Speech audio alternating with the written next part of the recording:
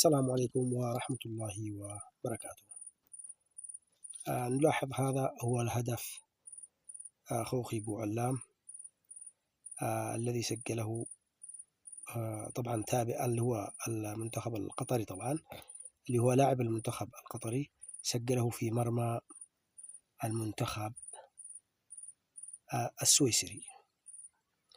وقد طبعا هذا هو هدف التعادل، وكان المنتخب القطري يستحق الفوز بجدارة، لولا التحكيم يستحق الفوز بجدارة.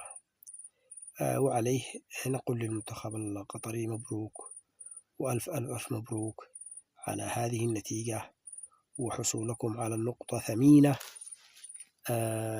بهذه طبعا رغم ما حصل فقد حصلتم على نقطة، وهذه النقطة مشرفة وتسجل في التاريخ الكرة القطرية وفي تاريخ الكرة العربية. وطبعا ظهر المنتخب القطري بأنه منتخب متماسك، يجيد اللعب بكل احتراف وبكل فن، وأمتع طبعا جمهوره، وحقق هذه النتيجة التي كنا نريدها فوز لولا التحكيم. والسلام عليكم ورحمة الله وبركاته.